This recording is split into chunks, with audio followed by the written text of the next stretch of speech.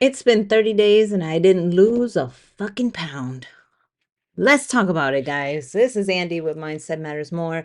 And today is day 30 of my 30-day challenge to lose 5 pounds. And guess what? I didn't lose a goddamn pound. So I want to talk about this because a lot of people instinctively and rightfully so think, oh, that's a failure. That's a failure. But if you know me and you've talked to me at any point, you know that I like to look at things through two lenses. One, through the lens of what went right? What positives can I take from this experience? And two, what are areas that need to be improved on? That way, when I move forward, I can continue to foster the things that went well, but also work on the things that didn't. So that's what we're going to do today is we're going to kind of break down what the hell happened the past 30 days to lead me to this point of being the exact same weight that I was when we started 30 days ago. Now, things that went right, because let's start positively, okay? One, I didn't gain any weight. And let me tell you, the opportunity to gain weight was there, okay? But we didn't gain any weight. So let's chalk that up as a win, okay? Number two. I ate really well. Okay. I ate whole foods. I mean, towards the end, it was, so, but we'll get into that, you know. But, for the most part, I ate really well. I ate healthy. I had a lot of greens. I had a lot of fruits, veggies. I had a lot of grilled chicken and rice. And, everything was just on point in that regard. I drank enough water. Like, you guys know me, I'm a water chugging motherfucker. And so, that stayed the same. Also, I hit the gym. That part of me always stayed consistent. And I can say that is a positive from this whole experience is that no matter what happened, even if the scale wasn't moving, I wasn't like, fuck this shit, I'm not going to the gym anymore. There's no point. I kept going. I kept showing up for myself and using all of those calories to my benefit at the gym for recovery, right? And let's talk about consistency because I weighed myself every single day like I always do. I was not afraid of the scale. Every time I'd be like, you know what? I know I didn't fucking gain any weight, but I also know I didn't lose any weight, but I'm gonna record this anyway. So I still stepped on that scale, brave as ever. And so those are all the things that I did right. So on the outward, if somebody were telling you, hey, I did all these things right, would you call them a failure? No, absolutely the fuck not. Because in all experiences, you can find things that went right. So every time something happens that doesn't go according to plan, start with the positive. Say, what the fuck went right this week? What the fuck went right this month? This year, what went right? Celebrate that. Embrace it. Love it. Appreciate it. Feel some gratitude that you fucking showed up and kept going. Okay? Now let's talk about the shit that I have to work on because there's a whole lot of that too. Okay? First, and the biggest one, sugar. Now, that was a big slap in the face. So, I'm not making excuses. I'm going to explain a little bit why I think this happened. So, I've always been on a very strict eating plan, a meal plan. Somebody tells me these are the foods that you are allowed to eat. Anything not on this list, you are not allowed to touch. And I've been like that for the past 2 years.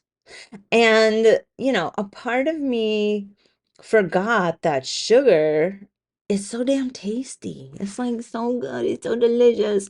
But, it just, you have a little bit of sugar, then you want a little bit more, and you need a little bit more. And then 4 days later, you're like, holy fuck, I just had 4 boxes of cereal.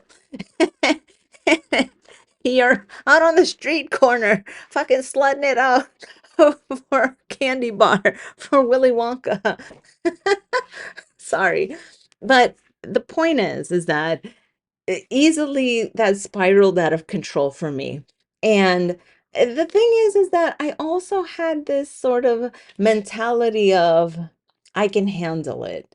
I had this mentality of I'm owed this because, I've been so good with my diet for the past 2 years. Like, why can't I do this? No. coming to the realization that like you can't put a value on food like that. Like I'm owed this food. No, you're not owed any food.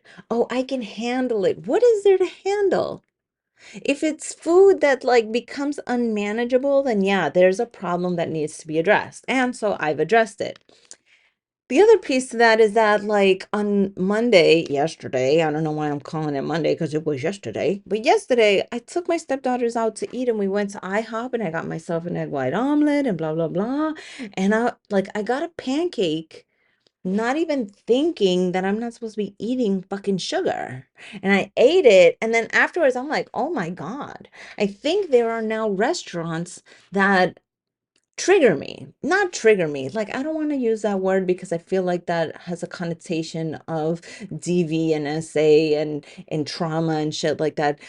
But what it is that it's like it's just familiar. Like I just became a little robot and just ordered what I would normally order, or I would get that this is just normal because I'm in this setting. And so that's just what I do. I just get a pancake, right? Or at IHOP, International House of Motherfucking Pancakes. You get a fucking pancake. But I didn't even realize it till I'm driving home and I'm like, oh, I feel like shit. Oh, the sugar. Durr. Well, okay. So we're moving on past that because, yeah, I mean, obviously.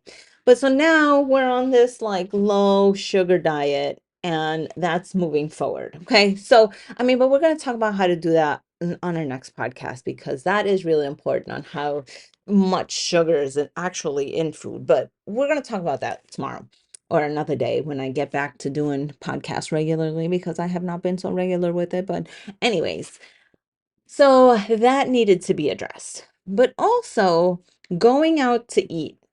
Like I was planning at least twice a week to go out to eat.